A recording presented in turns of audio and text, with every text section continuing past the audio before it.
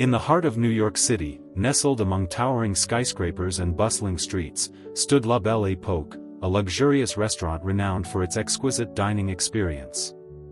The atmosphere shimmered with elegance, featuring chandeliers that sparkled like stars and velvet drapes that whispered of sophistication. Every evening, the restaurant welcomed the elite, those who could afford its extravagant prices and appreciated the refined air of exclusivity. On one particular evening, the doors swung open to reveal an unexpected guest. A woman in her early 60s entered hesitantly, her silver hair tucked beneath a wide-brimmed hat that had seen better days. She wore a faded cardigan over a floral dress and carried a well-worn handbag. But it wasn't her appearance that raised eyebrows, it was the scruffy dog trailing at her heels.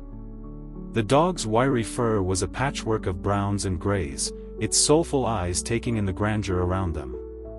The hostess, a tall and polished woman named Claire, froze at the sight. "Ma'am," she began, her tone clipped yet polite, "pets are not allowed in the restaurant." The elderly woman smiled warmly, her eyes crinkling. "Oh, don't mind him," she replied, patting the dog's head.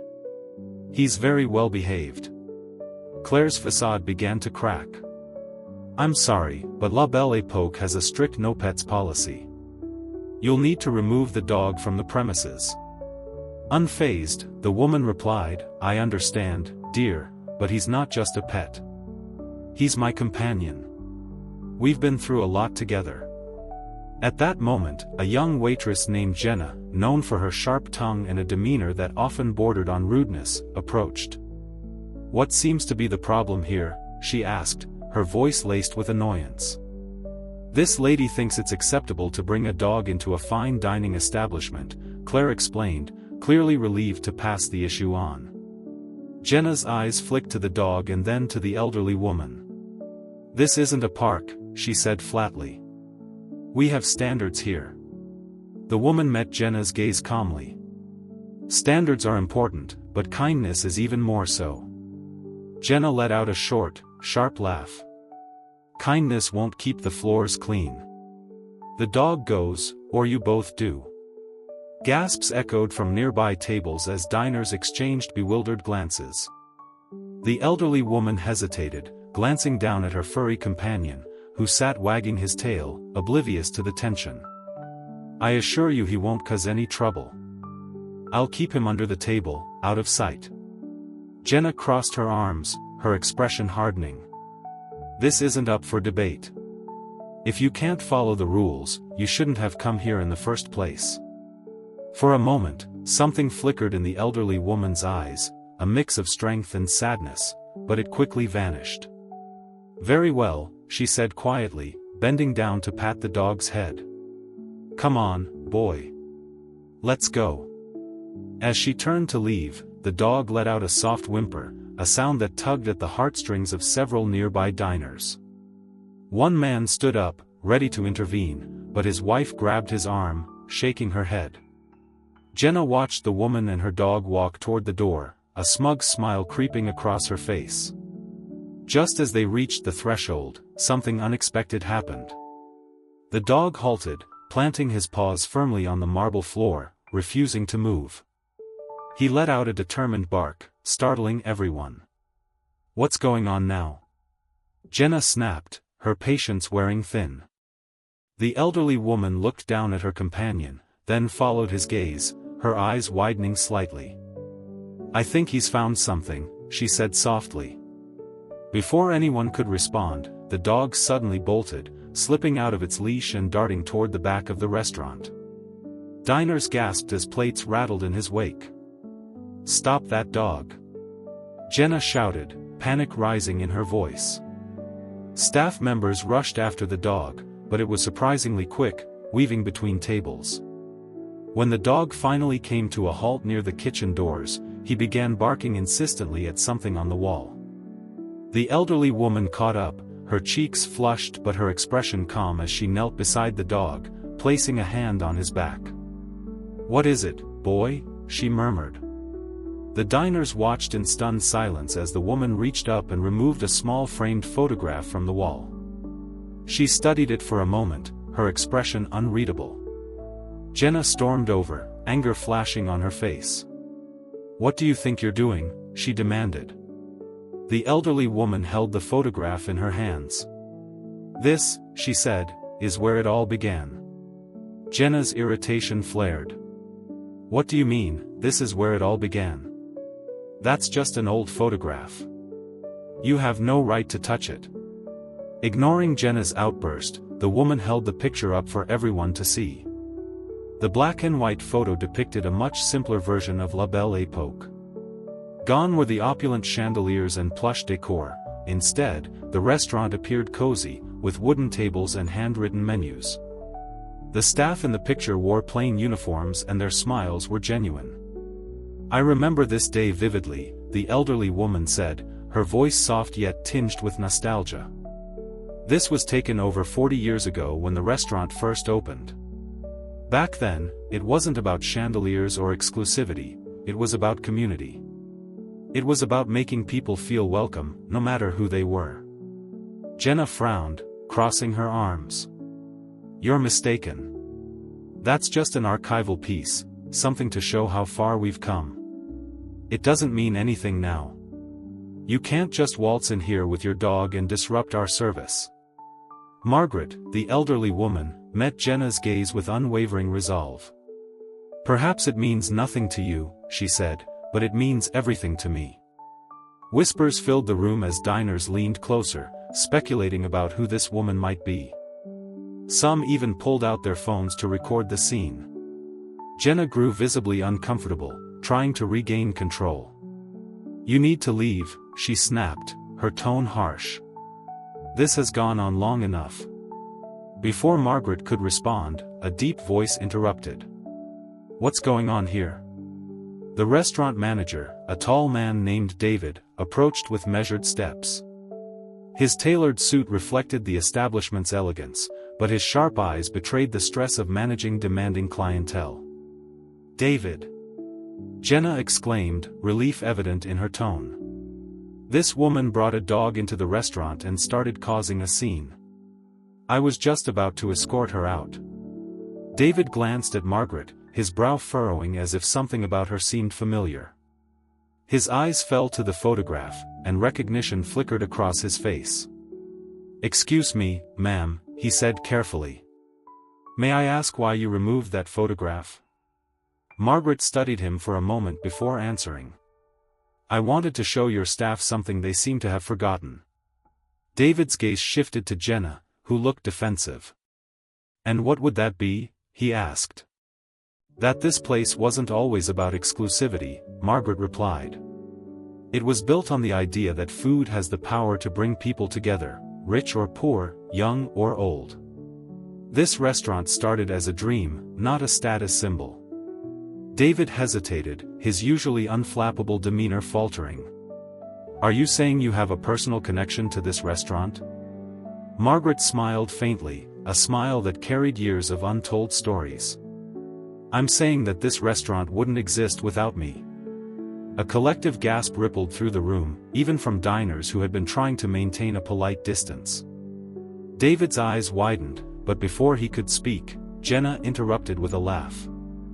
"This is absurd," she said. "You're telling us you own this place? That's ridiculous." Margaret didn't respond immediately.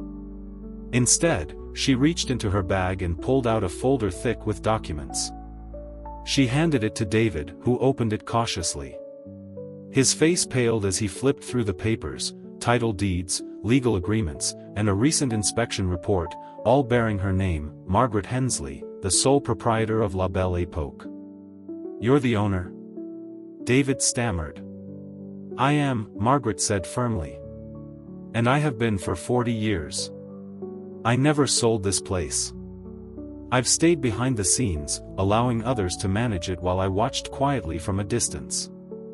But after what I witnessed tonight, I couldn't stay silent any longer." Jenna looked as though she had been struck. "This can't be real," she muttered. "Why would you hide that you're the owner?" Margaret's gaze hardened. "Because I wanted to see how my dream was being carried forward. What I've seen is a restaurant that has lost its way, a place where kindness and inclusivity have been replaced by arrogance and elitism. David turned to Jenna, his expression serious. Is this true? Did you treat her poorly? Jenna opened her mouth to respond but faltered, the weight of the evidence against her too great to deny. Margaret's voice cut through the silence. This restaurant was built on a foundation of respect and love for people, not just for profit.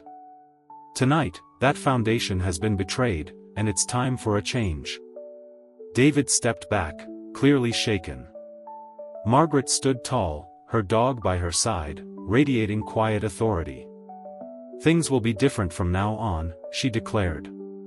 The following morning, the sun filtered through the tall windows of La Belle Époque, casting golden streaks across the polished marble floors. The staff gathered in the main dining area, their chatter subdued and nervous. The previous night's events had shaken everyone, and now, under Margaret's directive, they awaited what promised to be a pivotal meeting. Margaret entered quietly, the same scruffy dog padding beside her. She walked to the center of the room, turning to face her staff. "Thank you all for coming," she began, her voice steady. "I know last night came as a surprise, and it wasn't my intention to disrupt things so abruptly. But what I saw made it clear that I could no longer stay silent. This restaurant was built on a dream, my dream, to create a place where everyone could feel at home. Somewhere along the way, that dream was overshadowed by profit margins and exclusivity. I admit I've stayed in the shadows too long, trusting others to uphold the values this place was founded on. But no more. It's time to make things right." Jenna rolled her eyes.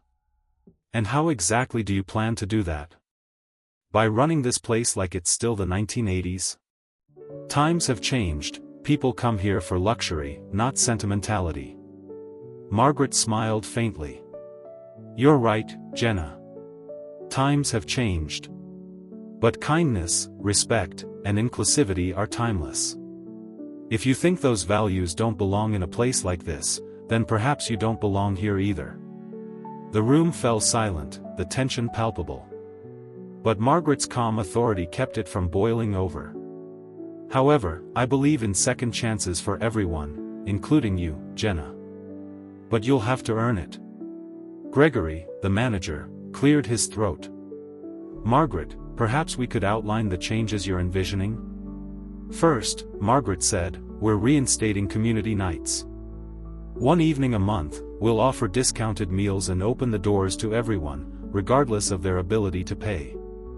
It's a tradition we started decades ago, and it's time to bring it back." Murmurs rippled through the room, a mix of curiosity and skepticism. "Second, we're revisiting our hiring practices. This restaurant should reflect the diversity of the community it serves. We'll be reaching out to organizations that help people from underrepresented backgrounds find work in hospitality." Jenna scoffed. "And how do you expect that to work? This is a luxury restaurant, not a charity." Margaret's eyes sharpened. "Luxury isn't about exclusion, Jenna. True luxury is about making people feel valued. If you can't understand that, then I suggest you start looking for a new job." The tension in the room was palpable, but Margaret's calm resolve kept it from spiraling. "I want to hear from all of you, what's working, what's not, and what ideas do you have to make this place better?" A young waitress named Rosa, who had been working at La Belle Époque for less than a year, raised her hand. "I think some of us feel like we can't speak up when we see something wrong, like if a guest is being mistreated or if something feels unfair. We're afraid of retaliation." Margaret's expression softened. "Thank you for sharing that, Rosa. That's exactly the kind of feedback I need to hear. From now on, my door is always open. If something doesn't feel right, I want you to come to me. No one should be afraid to speak up." The dog, who had been quietly lying at Margaret's feet, suddenly stood and trotted over to Rosa, nudging her hand with his nose. Laughter erupted in the room, breaking the tension. As Margaret continued outlining her vision, the conversation flowed freely, igniting a spark of hope among the staff. They brainstormed ideas to reconnect with their community, focusing on inclusivity and kindness. Days turned into weeks as La Belle Époque transformed into a beacon of community spirit. The first community night was a resounding success, drawing in families and individuals from all walks of life. The new menu, crafted under the guidance of the kitchen staff, included dishes that honored the restaurant's origins while embracing modern tastes. Margaret's efforts not only revitalized the restaurant but also garnered attention from local media and food critics. Her story resonated with many, and soon, other establishments sought her advice on balancing community and commerce. In a dramatic twist, Richard Gaines, the landlord, attempted to block their progress with legal threats. However, Margaret stood firm, rallying support from the community and leveraging her newfound visibility to counter his claims. Eventually, a courtroom showdown unfolded, where Margaret passionately defended her vision for La Belle Époque. The judge ruled in her favor, allowing the community nights to continue. The victory was a testament to the power of standing up for one's beliefs. As the restaurant flourished, Margaret reflected on the journey that had brought her here. Surrounded by her dedicated staff and loyal patrons, she realized that La Belle Époque had transformed from just a restaurant into a legacy, a place where everyone was welcome, where kindness thrived, and where the spirit of community reigned. In that moment, Margaret knew that her dream had not only been restored but had also evolved into something even greater than she had ever imagined. And with her loyal companion by her side, she was ready to face whatever challenges lay ahead, confident that the heart of La Belle Époque would beat strong for generations to come.